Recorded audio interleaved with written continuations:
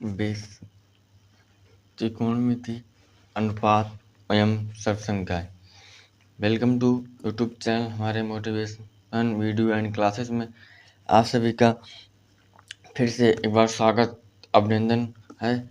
और हम आज त्रिकोणमिति अनुपात और सर्वसंख्याएं जानेंगे और इसका परिचय इंट्रोडक्शन का त्रिकोणमिति का परिचय देंगे। आज इस त्रिकोणमिति क्या चीज़ है और त्रिकोणमिति कैसे आई, किसके लिए आई, कौन सी चीज़ इसमें प्रयोग हुई।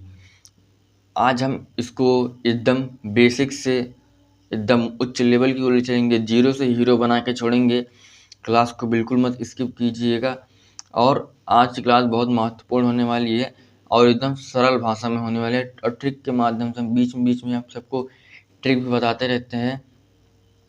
लेकिन उससे पहले अगर आप हमारे चैनल पर नए हो तो चैनल को सब्सक्राइब, बेल आइकन जरूर कर लीजिएगा, क्योंकि हम कोई भी वीडियो डालें तो आप सबके पास नोटिफिकेशन सबसे पहले पहुंच सके। आप हमारे चैनल पर नए हो तो चैनल को लाइक सब्सक्राइब जरूर कीजिएगा और चैनल को शेयर कीजिएगा। चलिए क्लास को शुरू करते हैं। आज हम त्रिकोणमिति अनुपात एवं सर्वसंख्याएं बेसिक इंट्रोडक्शन पढ़ेंगे और हम इसका परिचय पढ़ेंगे। त्रिकोणमिति का परिचय, त्रिकोणमिति का परिचय। जैसे परिचय आज हम कहेंगे, आपसे कोई पूछ लिया कि त्रिकोणमिति क्या है, त्रिकोणमिति क्या है, ये त्रिकोणमिति क्या है। जो सब लोग त्रिकोणमिति लिख देते हैं, कहते हैं त्रिकोणमिति सवाल लगा रहे हैं और त्रिकोणमिति चैप्टर पढ़ रहे हैं। त्रिकोणमिति है क्या, इसको आपसे कोई पूछ लिया त्रिकोणमिति क्या चीज़ है और इसे क्या कहते हैं, ये कितने शब्दों से मिलकर बनी है। हम चलिए आज इसको बताते हैं। त्रिकोणमिति 3 शब्दों से मिलकर बनी है। त्रिकोणमिति 3 शब्दों से मिलकर बनी है। 3 शब्दों से मिलकर बनी है। और त्रि के मतलब 3, कोण का मतलब एंगल,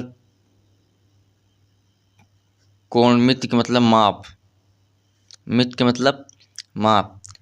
3 कोणों वाले माप को त्रिकोणमिति कहते हैं। अगर आपसे कोई पूछे अब त्रिकोणमिति क्या है तो आप तुरंत बता लेंगे, कहेंगे कि 3 कोणों वाले माप को त्रिकोणमिति कहते हैं। अगर आप कोई पूछे आप बिल्कुल मत घबराइएगा और तुरंत बताइए 3 कोणों वाले माप को त्रिकोणमिति कहते हैं, कहेंगे हाँ अच्छी जानकारी है। और चलिए हम आगे की ओर इसमें चलते हैं। आप लोग इसको खूब पढ़े होंगे, ए त्रिभुज। इसको आप लोग 8th 9th 10th से ही पढ़ते आ रहे होंगे। इसको हम ए मान लेते हैं, इसको हम बी मान लेते हैं, इसको सी मान लेते हैं। अब ये हमारा 90 अंश है तो सब जानते हैं, क्योंकि ये इसमें लंब है तो ये 90 अंश का रहेगा। अब ये इसको हम कर्ण मानते हैं, और इसको आधार मानते हैं और इसको लंब मानते हैं। लेकिन हाँ सही है ये, लेकिन 10th के लिए नहीं सही है। 8th 9th में कर लिए लेकिन अब नहीं सही है, अब ये गलत हो जाएगा। अब इसके लिए दूसरा नियम रहेगा, हम इसको भी लंब मान सकते हैं, इसको आधार मान सकते हैं, लेकिन कर्ण नहीं बदलता। कर्ण अपनी जगह फिक्स रहता है। लंब आधार बदल जाता है लेकिन कर्ण नहीं बदलता। आइए बताते हैं कैसे नहीं बदलेगा। और ये हमारा थीटा है, हम इसको क्या मान लेते हैं, कौन सी को, थीटा। और थीटा के सामने वाली भुजा हरदम लंब होती है। देखिए थीटा के सामने भुजा है, ये लंब है, ये भी हमारा लंब है और ये नीचे BC आधार है। अब हम इसको थीटा मानेंगे, हम इसको ए को थोड़ी देर के लिए थीटा मानते हैं तो हमारा ये लंब BC हो जाता है और आधार AB हो जाता है। AB हो जाता है आधार। और कर्ण ये अपना फिक्स रहेगा। कर्ण हम इसे लंबे अंश के सामने वाली की 90 थीटा के 90 अंश के सामने वाली भुजा को कर्ण हरदम कर्ण ही मानते हैं। इसको आप नोट कर लीजिएगा। बिल्कुल मतलब नहीं, यही बच्चे गलत कर देते हैं और 9th 8th 9th में करते आते रहता है, 10th में भी लगा देते हैं और 10th में ये नियम नहीं चलता, वो गलत मान लिया जाता है। आइए हम इसे आगे की ओर चलते हैं। अब हमारा देखिए ये है लंब कर्ण आधार। अब इसे सूत्र एक जानते हैं, आप तो जान ही रहे होंगे कि कर्ण स्क्वायर बराबर लंब स्क्वायर प्लस आधार स्क्वायर। कर्ण स्क्वायर बराबर लंब स्क्वायर प्लस आधार स्क्वायर। कर्ण स्क्वायर बराबर हिंदी में लिख देते हैं, कर्ण स्क्वायर बराबर लंब स्क्वायर स्क्वायर प्लस आधार का स्क्वायर। और हमारा कर्ण इसमें क्या है, AC का होल स्क्वायर। AC का स्क्वायर बराबर लंब क्या है हमारा, लंब हम इसको माने हैं AB का स्क्वायर प्लस BC का स्क्वायर। आशा करता हूँ अभी जो समझाया समझ में आया होगा और एकदम आसान भाषा में समझाया। अब इससे अच्छा और कोई नहीं मेरे ख्याल समझा सकता है, लेकिन मैं अपनी पूरी ताकत लगा दी हूँ उसको समझाने में, सरल करने में। और देखिए आप 9th में एक पर में पढ़े होंगे कि क्या कहते हैं, तीनों भुजाओं के सम्मुख कोण समान होते हैं। तीनों भुजाओं के सम्मुख कोण समान होते हैं। अब देखिए एक पर में और थी, त्रिभुज के तीनों अंतः कोणों का योगफल 180 अंश होता है। त्रिभुज के तीनों अंतः कोणों का योगफल 180 अंश होता है। अब देखिए अब ये हमारा 90 है तो हमारा 45 होगा, ये हमारा 45 होगा, दोनों 45 होगा। सम्मुख तीनों अंतः कोण, तीनों त्रिभुज के तीनों सम्मुख कोण समान होते हैं। 45 दोनों कोण, तो ये 45 समान है। अब ये 90 है, त्रिभुज के तीनों अंतः कोणों का योगफल 180 अंश होते। देखिए 45 90 180, हमारा 180 आ रहा है। ठीक है, अब ये हमारा यही सूत्र लेगा तो हम इसे निकाल सकते हैं। और हम चाहे इसको बदल सकते हैं, हम चाहे इसको आधार मान सकते हैं, इसको लंब मान सकते हैं। चलिए आशा करता हूँ इतना आप सभी लोग समझ चुके होंगे। अब चलिए इसे अनुपात, अब क्या कहते हैं, हम इसको निकालते हैं त्रिकोणमितीय अनुपात की ओर चलते हैं। अब अनुपात की ओर चलते हैं। देखिए अनुपात क्या है, अब अनुपात साइन ए। अब साइन, जब तक हम साइन लिखेंगे, हमारा साइन ए क्या है, साइन कुछ नहीं मानेंगे, जब तक इसके साथ एंगल लगाएंगे साइन ए। अब यहाँ साइन ए, हमारा साइन ए की बात हो रही है, साइन कोण की बात हो रही है, थीटा की बात हो रही है, साइन ए। अब साइन ए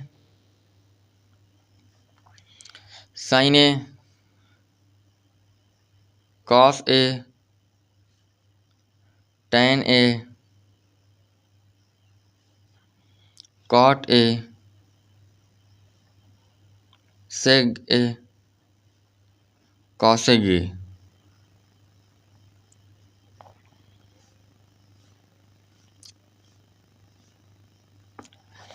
अब हम इसको एक प्रकार से चेंज भी कर सकते हैं। अब इसको हमारा किसमें, ये साइन किसमें चेंज होगा, 1/cosec में। हमारा साइन 1/cosec में चेंज होगा और हमारा cos 1/sec में चेंज होगा। tan 1/cot में चेंज होगा, cot 1/tan में चेंज होगा।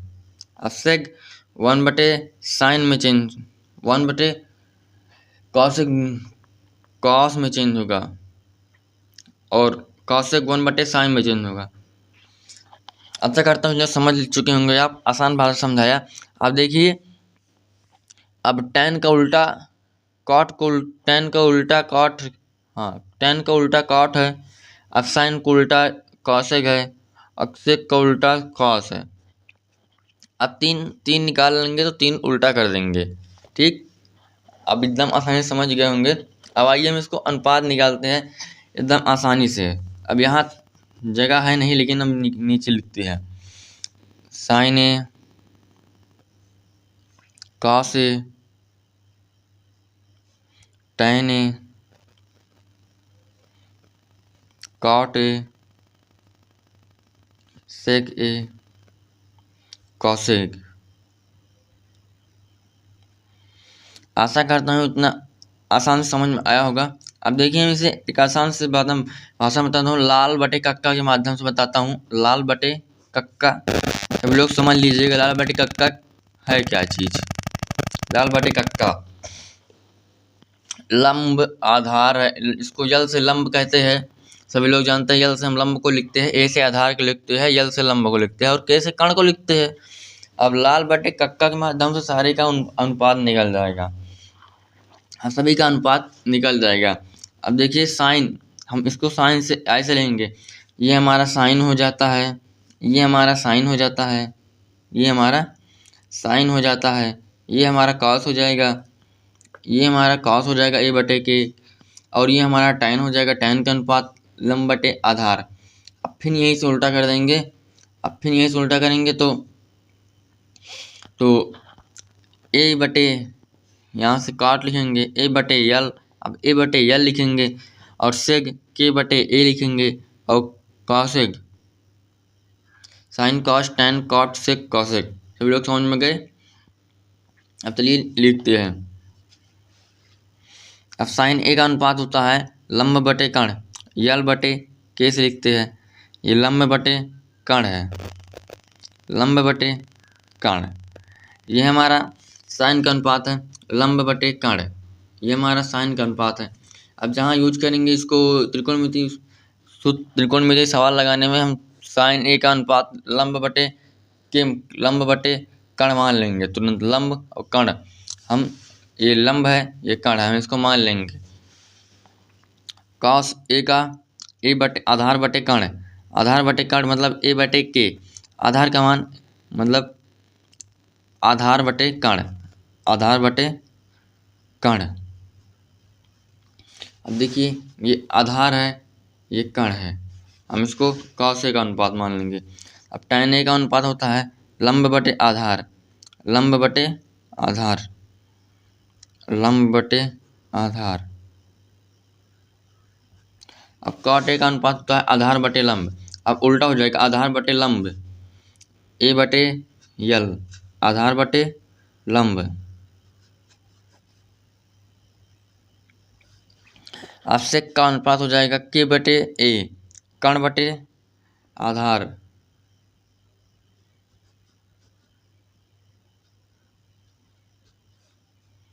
कर्ण बटे आधार।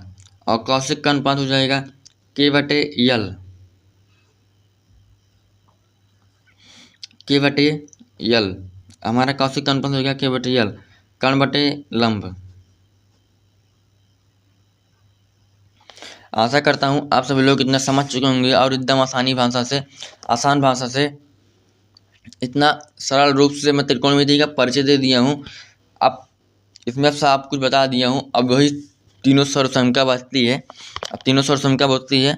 मैं सोच रहा हूँ कि अगले वीडियो में बताता हूँ इसको, लेकिन सोच रहा हूँ बता ही दूँ। बच्चे लोग क्या कह रहे हैं देख लेते हैं। अब चलते हैं, बता ही देते हैं, बता ही दो। अब जल्द 1 मिनट 2 मिनट का समय दीजिए मुझे, मैं तुरंत बताता हूँ। देखिए इसमें कोई भी दिक्कत हो कमेंट सेक्शन में ज़रूर कमेंट कीजिएगा, हम उसका आंसर आप सभी को ज़रूर देंगे। ये हमारा 6 अनुपात है, ये हमारा अनुपात लंब बटे कर्ण, आधार बटे कर्ण, लंब बटे आधार, आधार बटे लंब, कर्ण बटे आधार, कर्ण बटे लंब। अब ये हमारा पाइथागोरस प्रमेय है, हम इसे पाइथागोरस प्रमेय कहते हैं। इसको तो मैं बताना ही भूल गया, पाइथागोरस प्रमेय।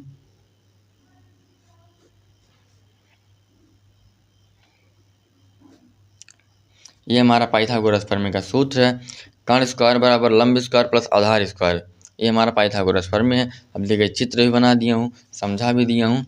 आइए अब जल्दी से बता देते हैं तीनों सर्वसंख्या। अब तीनों सर्वसंख्या क्या है, अब तीन सर्वसंख्या हैं, अब तीनों सर्वसंख्याएं क्या है इसको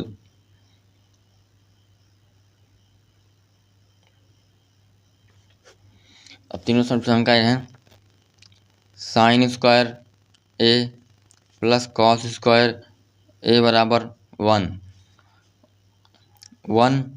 प्लस टेन स्क्वायर ए बराबर sec square 1 plus cot square A बराबर कॉसेग ए। अब हम एक पक्ष चलेंगे तो दूसरा पक्ष सिद्ध करते हैं। हम इसको लेके चलेंगे तो हम एक सिद्ध करते हैं, हम इसको लेके चलेंगे तो इसको सिद्ध करेंगे, हम इसको लेके चलेंगे तो इसको सिद्ध करेंगे। एक पक्ष चलेंगे तो एक पक्ष चलाएंगे, LHS बराबर RHS होता है, सभी लोग जानते हैं LHS बराबर RHS। हम लेफ्ट हैंड साइड को लेके चलेंगे तो राइट हैंड साइड हमें प्राप्त हो जाएगा। अब दो सूत्र और होता है, देखिए बहुत महत्वपूर्ण सूत्र होता है। tan बराबर होता है साइन ए बटे कॉस ए।